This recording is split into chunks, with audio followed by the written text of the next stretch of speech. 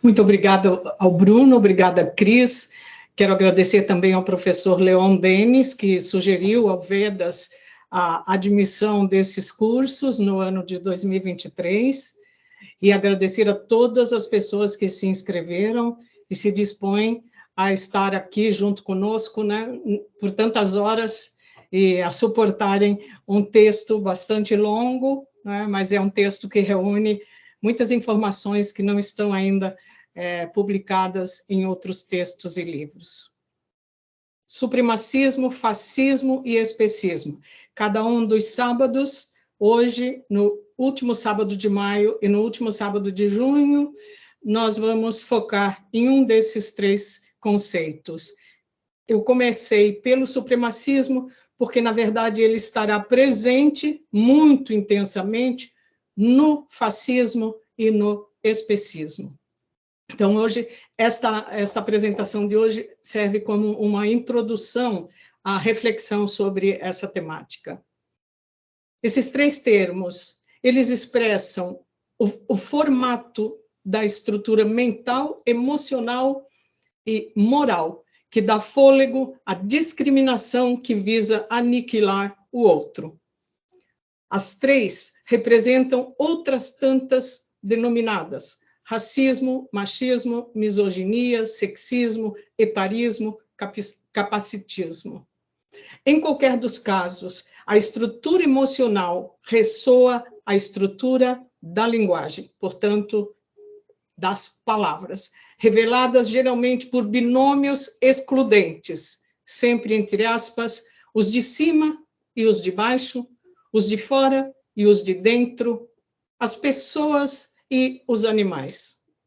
Nos três modos raiz de sentir, de pensar, de falar e de agir, há algo em comum: a crença de que uns têm uma essência, os outros apenas uma existência.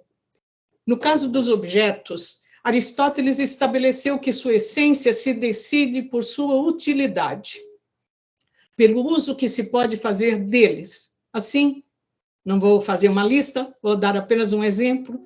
A essência de uma tesoura ou de uma faca é cortar. No caso dos seres vivos, quem os discrimina aplica a mesma classificação objetificante, em função do cálculo que faz sobre o quanto as vidas desses outros seres vivos podem lhe servir ou quanto pode ser extraído delas para proveito humano. Desprezamos o que não pode ser aproveitado, portanto, descartamos, mas apropriamo-nos do que nos dá proveito. Descartamos o que compete contra nossos interesses e não nos serve para nada. Uns valem pelo que são, outros são os que nada valem. Pensamos ética como se fosse uma contabilidade, mas sempre com o saldo favorável a nós. Tal cálculo, processado por nosso inconsciente, por sua vez, foi aprendido muito antes de termos dominado as palavras. Ele vem junto com o sangue materno, ainda no útero, com o leite sugado do seio e com a exclusão do resto das coisas, classificadas, assim que nascemos, como não comida. Nossa estrutura mental infantil foi desenhada sobre três classes de objetos: os de comer, os de brincar e os de descartar, ou, literalmente, como no caso da fralda carregada, os de dar descarga. Todos os cálculos levados a efeito pelo resto da nossa vida podem ter paralisado na simploriedade e utilidade desse trinômio básico original que nos advertiu sobre, desde o começo, para distinguirmos o que pode ser tocado, o que pode ser introduzido em nós e o que deve ser afastado ou mesmo eliminado do campo onde estamos, onde colocamos as mãos, onde pomos os olhos e a boca. A essas classificações associamos mais tarde dois outros conceitos, e aqui já começa uma formatação ética, moral: prazer e dor. Mais tarde ainda, depois de abstrair desses dois conceitos, prazer e dor, pensamos nelas com duas outras qualificações: é bom ou é ruim? Ou, filosoficamente, vamos traduzir isso por é do bem ou é do mal. Aí, então, chegamos no nível máximo de abstração linguística e mental. E aqui estamos, estrebuchando para compreender de onde vem o supremacismo, o fascismo e o especismo. O propósito desse curso em 3 leituras é ampliar a compreensão da rede de linhas e laços enosocados na qual nos encontramos na defesa dos animais das outras espécies, há milênios ignorados em seu calvário, com a mesma indiferença e brutalidade com as quais ignoramos os genocídios, os democídios e os politicídios do século passado e do século presente. Curiosamente, se indagarmos ao supremacista, ao fascista e ao especista quem ele é, será difícil ouvirmos uma resposta que não recorra à descrição desse outro, que é do mal, de quem ele não é. Nas palavras do psicólogo social Philip Zimbardo, em seu livro O Efeito Lúcifer, nossa estrutura moral está constituída sobre uma espécie de crença na própria, aspas, impermeabilidade ao mal. Os outros são maus. Nós queremos porque queremos que eles creiam que nós somos do bem. Traços fundamentais do supremacismo. Traço 1. A crença na superioridade do valor da vida e da existência de quem faz parte do grupo ao qual o indivíduo se filia, o grupo dos seus iguais. 2. O prazer de pertencer a algo mais, a um extrato ou casta acima dos outros e, quiçá, de si mesmo. 3. Uma dormência da consciência. O indivíduo ansioso por poder e reconhecimento de sua superioridade tem seus atos de maldade e os danos que eles causam aos outros pulverizados pelo número de comparsas que praticam os mesmos atos junto com ele. Segundo os psicólogos John Darley e Bibi Latané, que testaram o efeito narcótico de atos grupais, em um piscar de olhos, qualquer humano pode se tornar um demônio. Do mesmo modo, atos malevolentes podem deixar qualquer um tão perplexo que não esboce nenhuma resistência ou reação a eles, mesmo que em sua presença, algo que assombrou Martin Luther King quando disse: não me admira, nem me espanta a maldade dos malevolentes, o que me espanta é o silêncio das testemunhas de quem não faz nada. Uma coisa é o sujeito ter que responder sozinho pelo que ele faz. Outra é o feito ser de um grupo, não dele. A mente pode entregar-se ao gozo do feito sem a consciência ou a culpa da autoria do feito e sem ter que responder inteiramente por ele, como um ato seu. Zimbardo alerta ainda para o risco da desindividuação como um gatilho que dispara a violência pela qual ninguém quer responder. Para o psiquiatra Joel Dimsdale, autor do livro Anatomia da Maldade, no ato coletivo, a consciência moral fica difusa. O sujeito vê o feito como se de outro fosse. Ele se porta como se fosse um mero espectador em estado delirante, mesmo estando ali a fazer o que os demais fazem. Com base em resultados de experimentos neuropsicológicos, Dimsdale admite que as atividades prazerosas que requerem proximidade física não hostil, como rezar, transar, praticar esporte, dançar, peregrinar ou cantar juntos, liberam ocitocina na maior parte dos cérebros humanos. Esse neurotransmissor pode levar à perda da consciência do juízo moral sobre o que estamos fazendo naquele momento da descarga da ocitocina em nossos circuitos cerebrais. Entretanto, exames eletromagnéticos de cérebros de psicopatas mostram que eles não têm a neurotransmissão da ocitocina nessas atividades. Isso pode explicar sua frieza, sua hostilidade e sua crueldade com os sentimentos de quem não faz parte do seu grupo. Esses outros não apenas não lhes proporcionam o prazer da atividade comum, eles sequer lhes proporcionam o prazer da simples presença. Esse outro, que não produz neles nenhuma descarga de ocitocina, é aquele que deve ser descartado. No supremacismo e no fascismo, que veremos na sessão seguinte, há ódio a todos os que não fazem parte do grupo comandado, subserviente ao Führer. Aqui vou usar o termo Führer, porque em alemão significa o guia, o mentor. Há ressentimento contra quem não vibra na frequência do bem inspirado por ele. Há um desprezo por todos os que não espelham o grupo no qual a imagem desse ser supremo é refletida. Do anseio por pertencimento, o supremacista salta para o anseio por estar acima dos outros, por afastar-se do maior número possível deles. Anseio por distinguir-se dos demais. Vemos que tais formas de discriminação têm uma estruturação emocional avassaladora. E aqui a palavra é proposital, de vassalagem emocional e moral a esse Führer, a esse mentor. A sensação de autopotência ególatra é de estufamento. Supremacistas inflam como balões nos quais se injeta gás. Estufados, eles ocupam um espaço muito maior.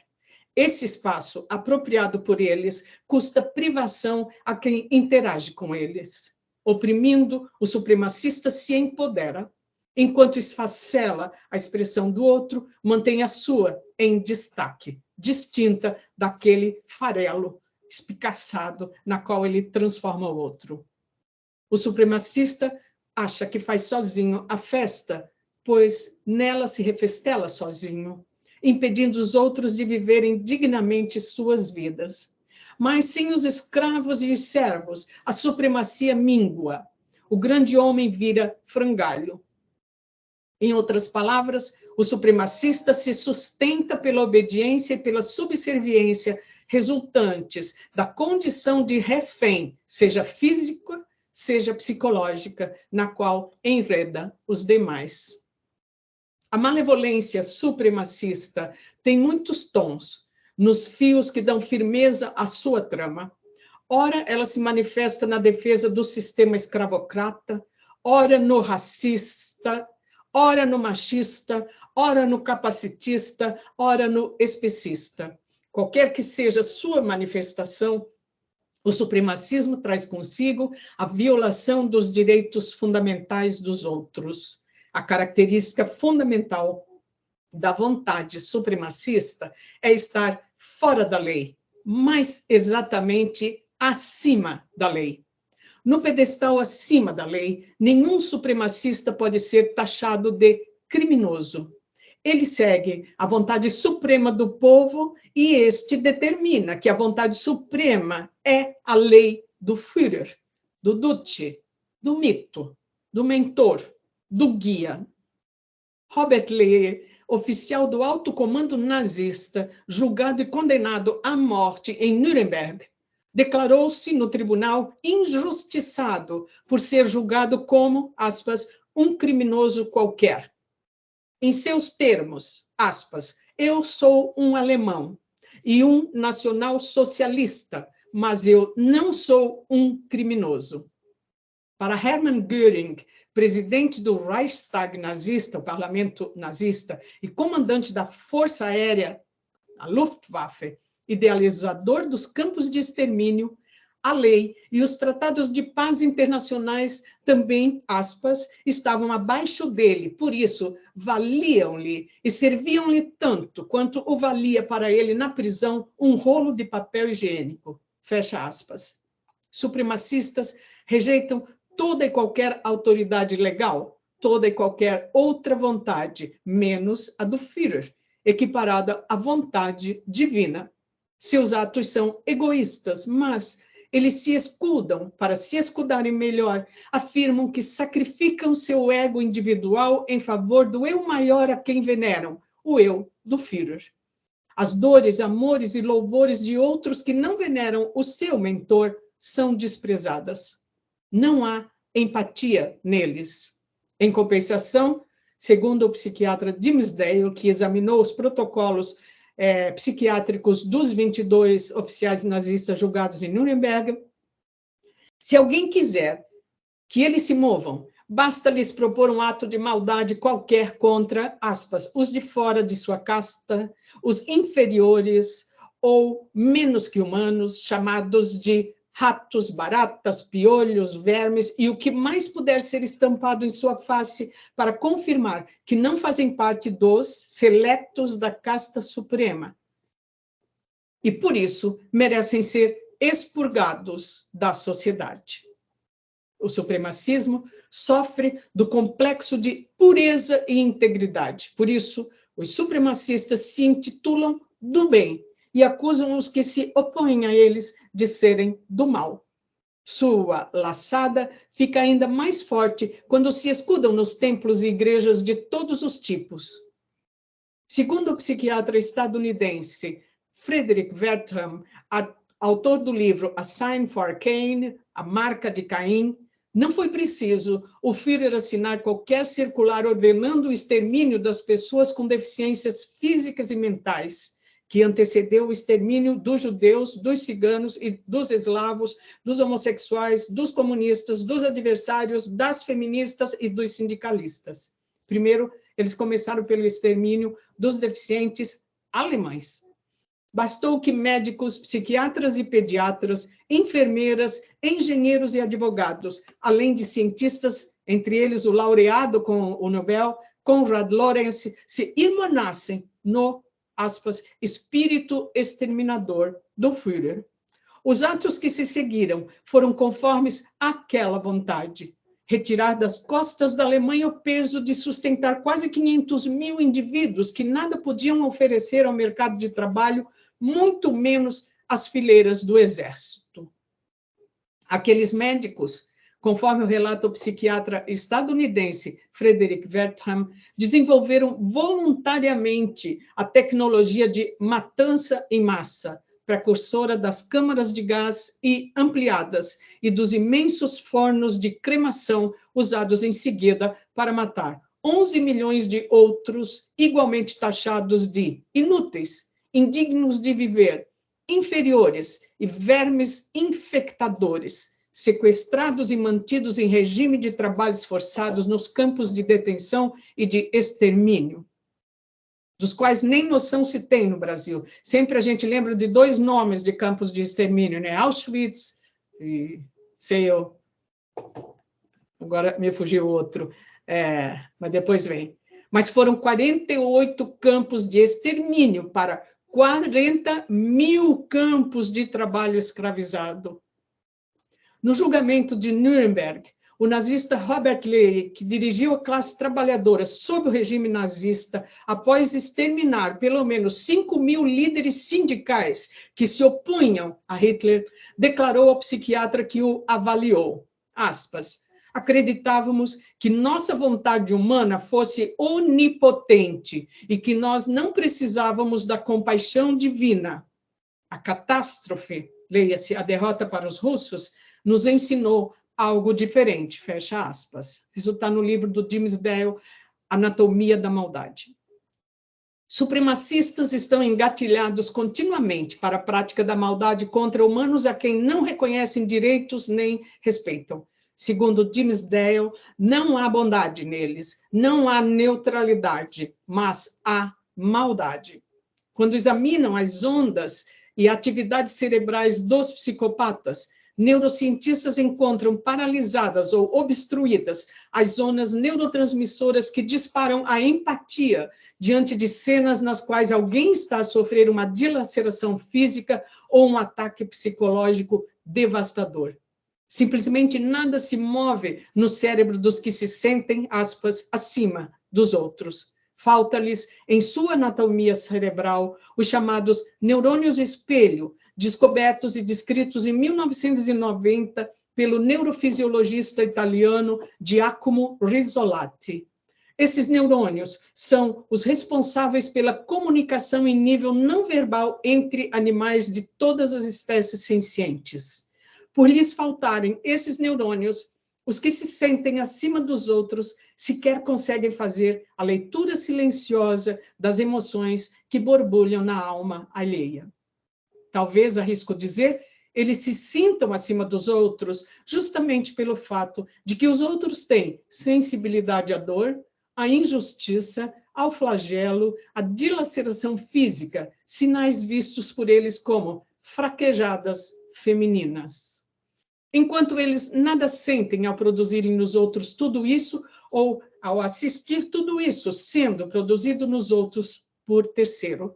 Hitler assistia filmes de dilaceração e tortura de humanos sem mover um músculo, mas desabou quando seu canarinho morreu, na gaiola, e quando seu cão fugiu da casa dele.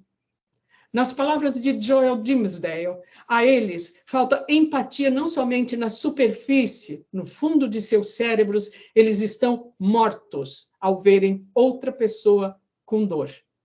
Quando Robert Lee cometeu suicídio no banheiro da prisão de Nuremberg após a sentença de morte por enforcamento, conforme o testemunham os registros, os protocolos dos psiquiatras que acompanhavam os 22 réus, nenhum dos outros 21 manifestou qualquer compaixão, nenhuma solidariedade pelo desespero do colega, nada de nadinha mesmo.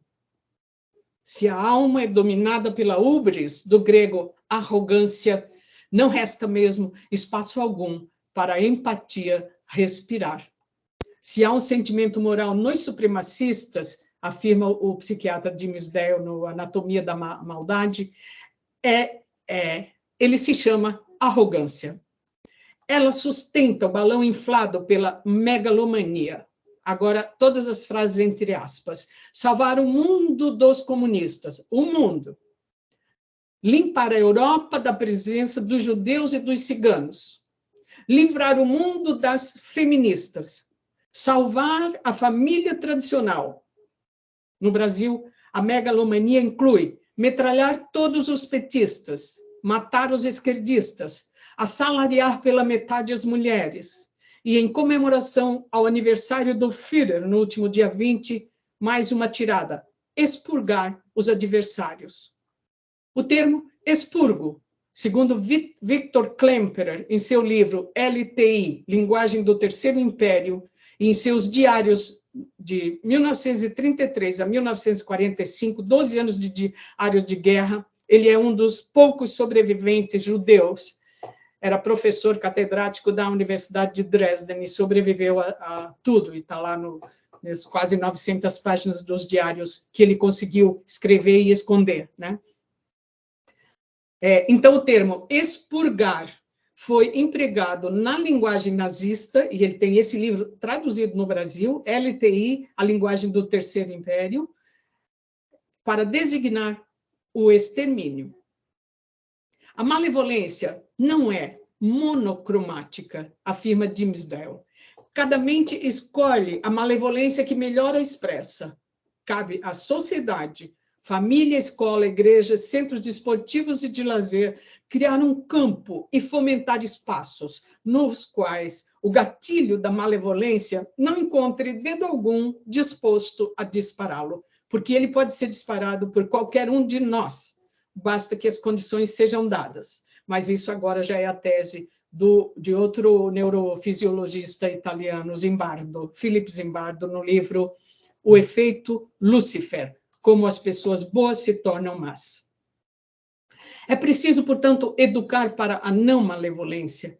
Países dominados pelo nazismo tiveram que desnazificar a linguagem dos textos didáticos, dos documentos oficiais, da imprensa e da literatura, após a derrota dos nazistas. Ao contrário de que o mundo esperava, no banco dos réus do tribunal em Nuremberg, não sentaram mentes com um mesmo perfil monotônico, de um mesmo tom.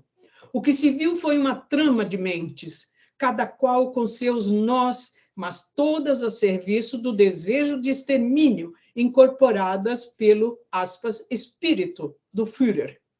O que causa assombro é também um alerta. O que aqueles homens praticaram pode ser praticado por homens e mulheres de quaisquer outras origens e em quaisquer outros tempos, conforme o detalha o psicólogo social estadunidense Philip Zimbardo, neste livro que já citei, O Efeito Lúcifer. Basta que sejam dadas as condições, o clima, o incentivo para que o gatilho seja acionado. Portanto, é preciso um ajuntamento de vontades em torno de um eixo, o desejo de aniquilar algo ou alguém. Em seus estudos publicados sobre os testes aplicados aos nazistas, o psiquiatra Kelly, que examinou exaustivamente Hermann Göring e os demais réus, escreveu, aspas, os nazistas eram essencialmente sãos, cognitivamente sãos. Eles sabiam precisamente o que faziam ao longo dos anos de sua incansável dominação. Precisamos nos dar conta de que personalidades como as deles existem em nosso país, referindo-se ao país de origem deles, os Estados Unidos. E certamente há indivíduos que subiriam voluntariamente sobre os cadáveres de metade das pessoas dos Estados Unidos se, ao fazerem isso, a eles fosse dado o poder de controlar a outra metade. Uma vez posta em movimento, a engrenagem da malevolência supremacista captura as mentes disponíveis no campo, dispostas àquelas funções, hipnotizadas pelo efeito de obediência a um comando central, ao comandante supremo, e pela sensação de estarem fazendo parte de um coletivo que os protege da acusação de criminosos. Afinal, por estarem agindo com a certeza de estarem acima da lei, tudo que fazem as suas vítimas é culpa delas. A responsabilidade pelo feito é da vontade suprema, pois alienam a ela a sua vontade individual. Temos aqui o duplo efeito da desindividuação e da dissolução do eu em um coletivo. É um pouco da psicologia de massas do fascismo, né? Quem se dá conta de que entrou na engrenagem da malevolência supremacista e se nela permanecer se perderá, o machista, o racista, o escravista, o misógino, o capacitista, o sexista, o etarista, o especista, é quem tem chance de ampliar sua consciência sobre o ser malevolente que pode ser nutrido em si pelo desejo de domínio, de afirmação de valor acima do valor dos outros, de potência, de expressão que hipnotiza a atenção alheia. Estão aí humanos comedores de restos mortais de animais, gozando suas refeições com a mais serena consciência de seu, aspas, direito natural de origem divina de comer carnes, laticínios e ovos. Eles não se dão conta da dor, do tormento, da matança que sua escolha dietética representa para os animais, porque eles estão profundamente comprometidos com isso. A gente é o que a gente come, né? É um ditado conhecido. A malevolência supremacista não é um tipo especial de vontade que só exista quando o sujeito tem noção dela em si mesmo e decide pautar sua existência por ela. Ela é um movimento de seguir na correnteza do bem-estar à custa do sofrimento alheio. Na gastronomia, ela se revela no oceano da matança de pelo menos 100 bilhões de animais sencientes terrestres e de 1 a 2 trilhões de seres sencientes extraídos das águas.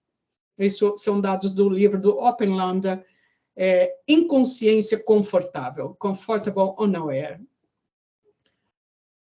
Apenas os humanos que uma vez se dão conta da malevolência supremacista instigada em si, ao escravizarem os pretos, reprimirem e exterminarem as mulheres, sobreporem-se aos descapacitados, desqualificarem a sexualidade que não visa a reprodução e matarem em massa animais de quaisquer espécies, apenas os humanos que saem desse estado de ignorância confortável, seu estado de bem-estar na própria consciência, estão em condições de escapar da trama malevolente que perpassa nossa cultura nossas tradições, nossos valores, nossas práticas religiosas, repletas e estufadas de vieses supremacistas, e não menos nossa linguagem facie-especista, da qual vamos tratar nos 2 módulos seguintes.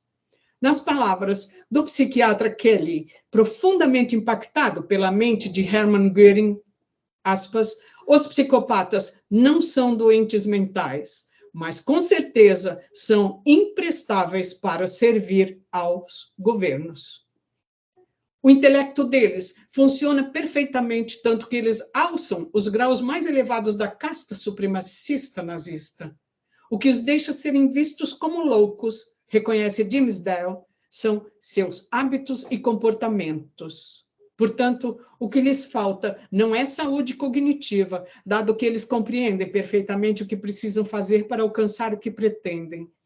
Falta-lhes a capacidade do juízo moral, de julgar seus malfeitos da perspectiva de suas vítimas, algo que a Hannah Arendt trabalha no Eichmann em Jerusalém, que foi o outro julgamento de Eichmann, que a Hannah Arendt foi convidada a assistir, né? Da banalidade do mal, né? O subtítulo desse Eichmann em Jerusalém. Hermann Göring baixou leis de proteção aos animais e proibiu a vivissecção na Polônia, poupando certos animais dos testes cruéis com gases letais e dos experimentos de sobrevivência em temperaturas extremas, fome, sede e outras dilacerações físicas e psicológicas. Todos esses experimentos foram transferidos dos biotérios para as clínicas de internação de pacientes mentais, de deficientes físicos e de prisioneiros. E, na sequência, para os campos de concentração. Seu desprezo pela vida dos humanos serviu de motivo para as leis de proteção da vida dos animais não humanos. Então, ele não era um defensor dos animais, ele era um humilhador, um degradador da vida dos humanos. Aliás, as leis nazistas de proteção aos animais estavam cheias de falhas e contradições, conforme o aponta Boria Sachs em seu livro Animals in the Third Reich, Animais no Terceiro Reich. As 2 únicas pessoas humanas por quem Göring nutriu afeto genuíno, segundo o psiquiatra de Nuremberg, foram sua esposa e sua filha. E ele pediu a esse psiquiatra, Kelly, que cuidasse delas quando ele fosse morto, né? Condenado à morte.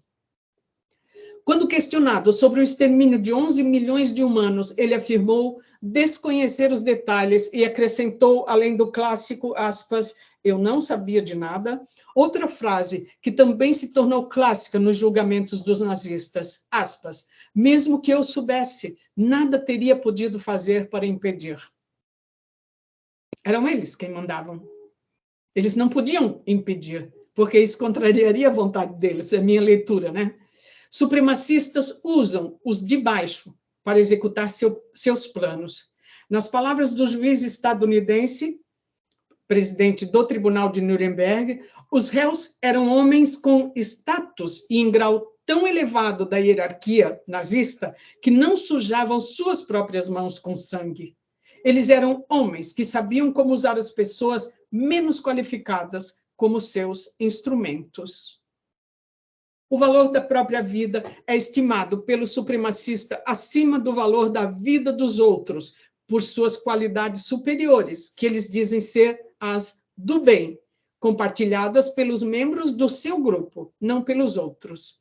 O supremacista estabelece para si direitos amplos, liberdade sem limites, igualdade para os seus iguais. Punição, exploração, expropriação, destruição e extermínio ou expurgo são reservados aos que não se submetem aos seus propósitos superiores, portanto, ao bem. É o que resta aos não iguais, aos do mal.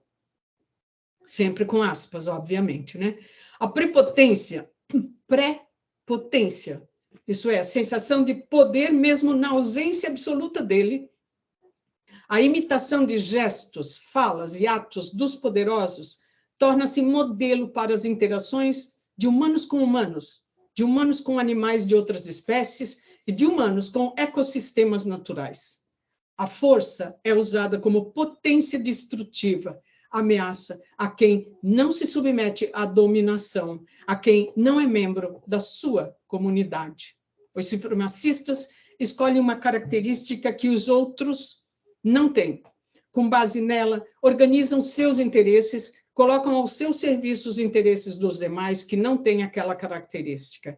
Exemplos de características prediletas dos supremacistas para forjarem uma identidade grupal original comum aos seus.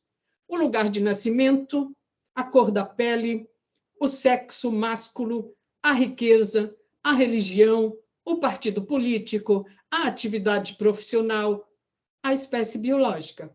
Pode ver que o supremacismo ele não está fixado em um fio, ele não está atrelado a um fio. Ele é uma trama de fios com muitas cores, muitas densidades e muitas texturas. Os interesses alheios, estranhos à sua comunidade, são vilipendiados, pisoteados e descartados. Narcisistas, afinal, só atendem aos seus próprios interesses. Isso é a tese do James Dale no Anatomia da Maldade. Cientistas da antropologia, biologia evolutiva, psicologia social, neuropsicologia, filosofia e história têm investigado a sede e a sede do desejo de estabelecer domínio na interação humana com outras pessoas da nossa espécie. No conhecido experimento levado a efeito com estudantes universitários em 1971 pelo neurofisiologista pelo psicólogo social Philip Zimbardo, o grupo foi dividido aleatoriamente em dois. Uma parte foi colocada na condição de prisioneiros, a outra na de carcereiros.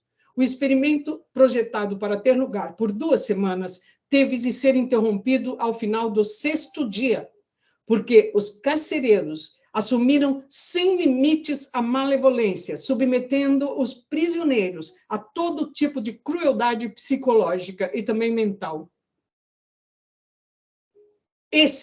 Os prisioneiros, por sua vez, não souberam como resistir coletivamente a tudo aquilo. Então, veja como nós estamos desprevenidos para nos proteger da malevolência que vem desses outros, né? Nos depoimentos de avaliação, alguns dos carcereiros, que nada mais eram que estudantes de graduação e pós-graduação, e foram selecionados rigorosamente, excluindo essas características. Ter passado na prisão, ter sido preso alguma vez, fazer uso de drogas pesadas, só um foi admitido que era viciado em nicotina,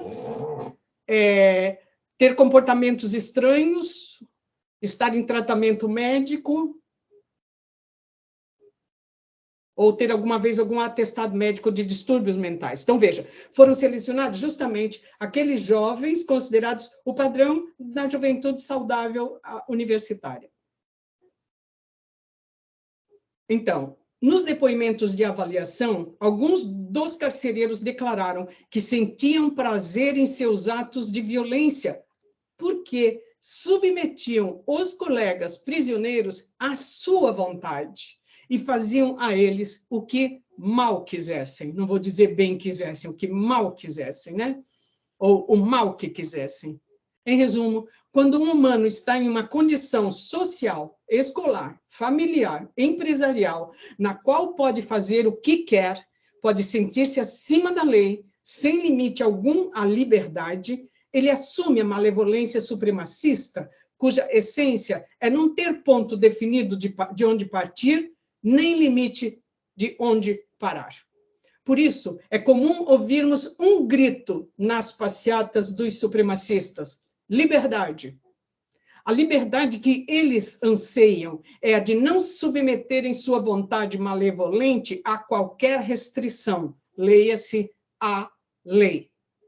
No desafio de sobreviver em um meio em contínua mudança, a agressão, a violência, o aniquilamento de outros não representam garantia de segurança, pelo contrário, São ameaças que quebram a liga formada pelo campo no qual todos os agentes vivos atuam em favor da vida, dos fungos às plantas, dessas aos animais não humanos e humanos sem exceção. A maioria absoluta dos animais não vive nem sobrevive usando a estratégia, aspas, do ataque como melhor arma de defesa, fecha aspas, na natureza, conforme o observou Peter Kropotkin em seu livro Apoio Mútuo. A cultura de promoção das condições que preservam a vida é o que a garante, não a ameaça à vida alheia. O caso humano não é o mesmo dos demais animais. O caso humano é o mesmo dos demais animais. Que alguns sofram reveses e outros sofram ataques mortais, disso não temos dúvida. Que todos tenham em mente o tempo todo matar para garantir a sua supremacia, essa é uma fake news de caráter supremacista, o da sobrevivência do mais forte, do que usa armas como meio para a resolução de conflitos e para a preservação da vida. Não é verdade que a vida seja preservada pela força armada? Aliás, a força armada é desenhada para matança, embora, em casos particulares, uma arma pode defender uma vida, mas não poderá nunca preservá-la. É um ato único naquele instante de defesa, legítima defesa. A vida é preservada pela persistência no cuidado, não pela violência que a afronta. Humanos fortemente inspirados na ânsia por exercer domínio e conseguir a obediência e a subserviência dos outros à custa de ameaças, de ataques, de chantagens e de sequestros físicos e emocionais, escolhem inspirar-se em cenas de predação, na qual apenas uma das partes resta viva e a outra jaz, dilacerada ou digerida. Sobre a propaganda supremacista são edificados os demais conceitos espalhados pela ciência, pela religião, pela economia, pela história, pela gastronomia e pelo esporte. Sobre o domínio de uns pelos outros, resumido no conceito de predação, foi edificado o aparato conceitual que trama as ideias, os conceitos e as crenças, sem as quais não persistiria a tradição hierárquica, da qual os hierarcas se servem para seu benefício e o dos demais a quem eles prestam favores mútuos em sua casta superior. Portanto, além de seu componente emocional fundamental, o supremacismo tem um componente linguístico. É pela palavra que as emoções são instigadas. É pela palavra propagada, hoje nas redes sociais e nos WhatsApps, que as mesmas emoções são evocadas em todos os que compartilham do grupo que busca o domínio total sobre quem não está em suas fileiras. Emoções e palavras também podem ser usadas como armas. Mentiras em rede são uma espécie de sequestro brutal e apagamento das mentes. Quando os dominadores propagam a força, a vitória ou seu heroísmo, eles fazem propaganda à base de uma chantagem. É por via da ameaça que o hierarca se autoproclama acima de todos. Só um minutinho, eu preciso de um golinho d'água aqui.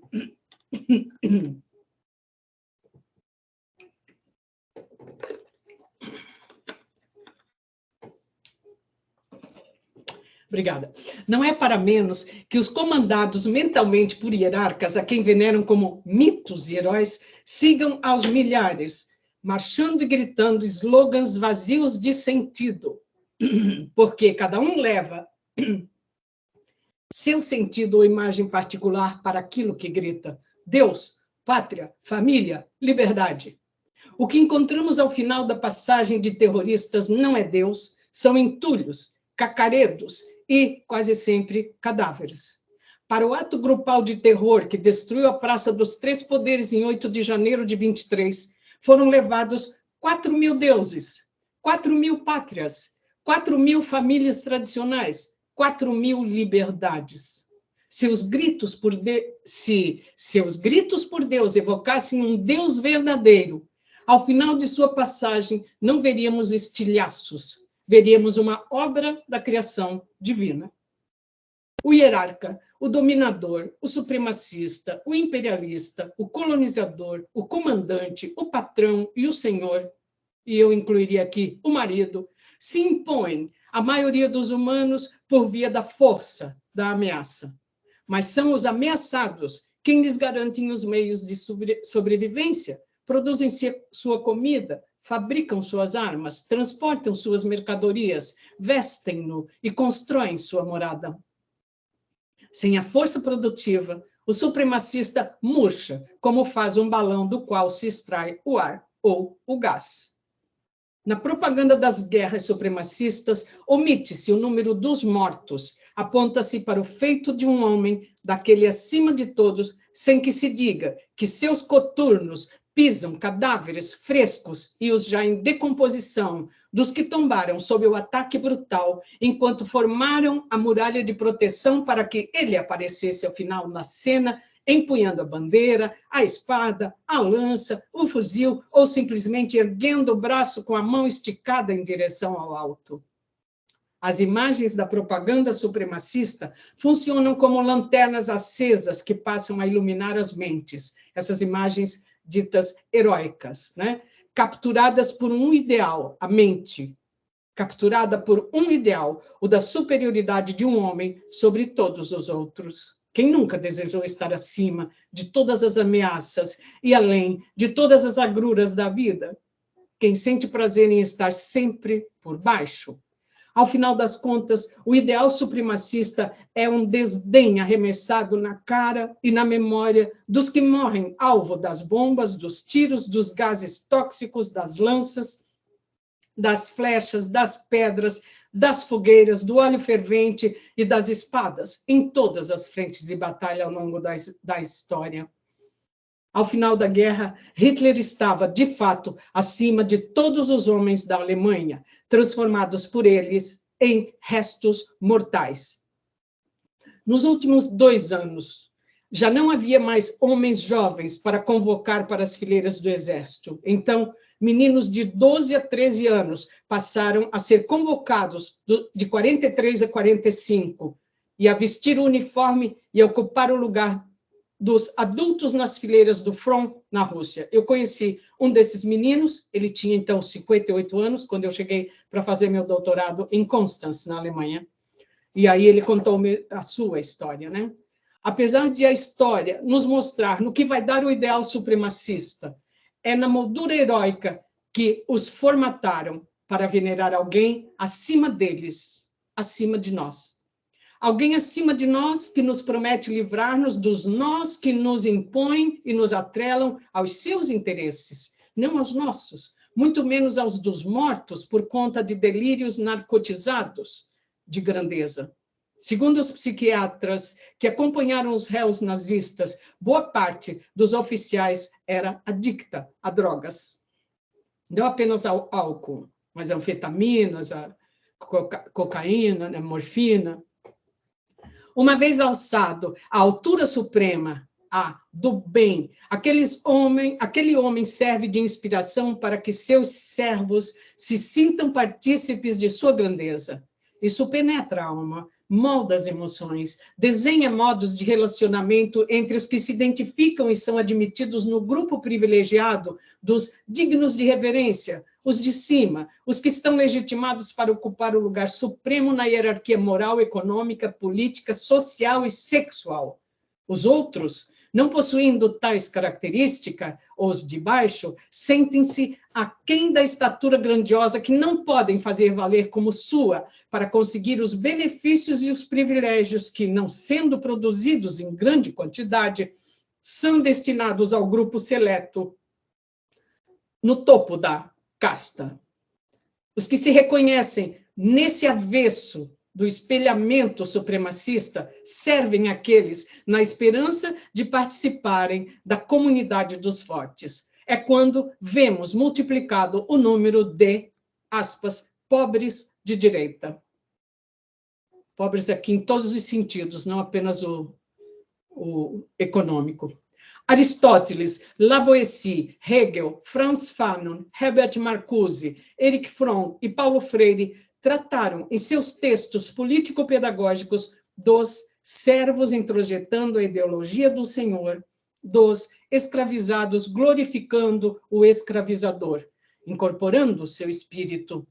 Etienne de Lavoisier, em 1563, escreveu O Discurso da Servidão Voluntária, um texto pioneiro que chamava à consciência os escravizados no momento em que tinha início a dominação teoeconômica escravista cristã sobre os povos originários das Américas e o sequestro e degredo dos povos da África através do Atlântico. 4 séculos mais tarde, o psiquiatra afro-martinicano Franz Fanon escreveu Pele Negra, Máscaras Brancas, em 1952, e Os Condenados da Terra, em 1961.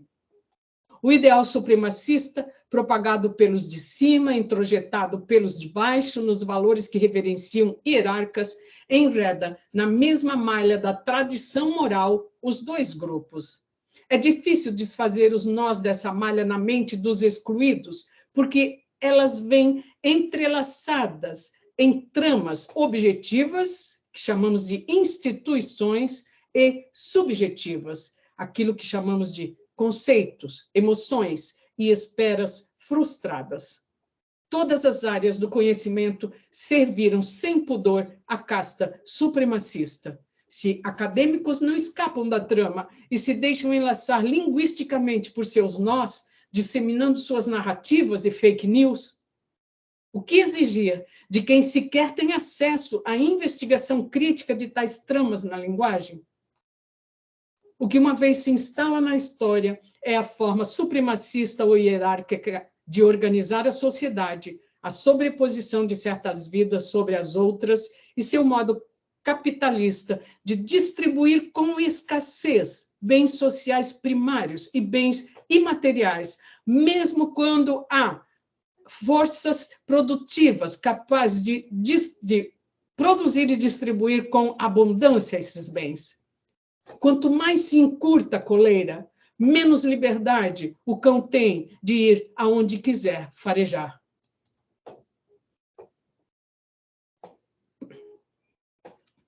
O sistema castista supremacista se reproduz em escala restrita para preservar privilégios para a casta superior.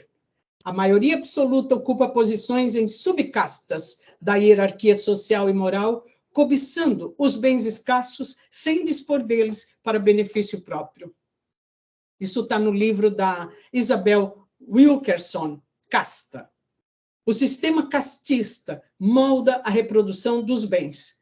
Ciência, tecnologia, instituições do Estado, leis, educação, meios de produção, gastronomia, teorias filosóficas, arte, esportes e linguagem, tudo é traduzido e propagado na linguagem castista, portanto, na linguagem supremacista. Para fazer valer ou justificar a ideologia supremacista, essa ideologia que sacraliza os feitos de uns poucos como heróis, enquanto omite que tais feitos são, de fato, os feitos de muitos e não daqueles indivíduos alçados ao topo da hierarquia, o conhecimento é revestido com a mesma roupagem. O Nobel, em todas as áreas, é sempre dado àqueles que chegam ao topo da ciência. Nunca ele é distribuído aos milhões de cientistas mantidos no anonimato, cujos experimentos levaram os laureados ao topo. Darwin explica a evolução em todas as esferas da vida como a sobrevivência dos mais aptos. Spencer, antecipando o nazismo, acolhe a tese darwinista e a aplica ao mundo social alemão, falsificando-a para a sobrevivência dos mais fortes, que nunca foi a tese do Darwin, embora quando ele tenha começado a escrever se usasse essa tese, né? Força e aptidão, resiliência e impotência passam a ser binômios polarizados. presentes, mas não visíveis nos textos científicos. A gente tem que mergulhar para encontrar lá no fundo, no leito daquela ciência, vamos encontrar as pérolas preciosas do supremacismo. Os textos relatam feitos de animais humanos e não humanos vitoriosos e omitem as mortes dos milhões de humanos e de animais outros que sucumbem para o ideal supremacista, para que o ideal supremacista reste ileso ao final e possa ser proposto como um molde da organização social, mesmo esculpido em cemitérios e biotérios. É da morte que o supremacismo se alimenta, uma ordem na qual impera a vontade e os interesses do mais forte vilipendia a vontade e os interesses dos mais aptos. De fato, a força do mais forte foi usurpada por ele, dos milhares que ele leva à morte para obter seu troféu ao final. Se 6 milhões de soldados são mortos em 6 anos de guerra, o supremacista sobreviveu 6 milhões de vezes ao ataque e às balas letais que não o feriram, não atingiram seu corpo, mas atingiram o daqueles meninos. Ele não é, portanto, o mais forte, nem o mais apto, apenas o mais oportunista. Ele foi o único protegido dos ataques mortais. Não há nada de heróico nisso. Não é para menos que vivemos na malha supremacista. Fomos educados para nos submeter ao laço forte dos seus nós. Nós sofremos privações intelectuais, privações na nossa liberdade de pensamento, de expressão e de fala, porque liberdade de expressão é uma coisa para mim e de fala é outra. Quando não nos conformamos à narrativa supremacista, pretos, mulheres, inconformados sexuais de todos os nuances, descapacitados, povos originários, trabalhadores da terra, desempregados e afins, quando se juntam para reverter a supremacia e construir seu espaço de expressão e de poder, são invariavelmente taxados de, aspas, esquerdistas, comunistas, feministas, quando não de adjetivos animalizados que subtraem deles, de nós, algo considerado essencial à humanidade, vocábulos que visam degradar de valor moral o conhecimento, quem tem o conhecimento, a ciência e o poder de fazer transformações sociais. Já estou finalizando, mais 2 parágrafos. Quando finalmente são pegos e levados a julgamento, ensinam autovitimizações.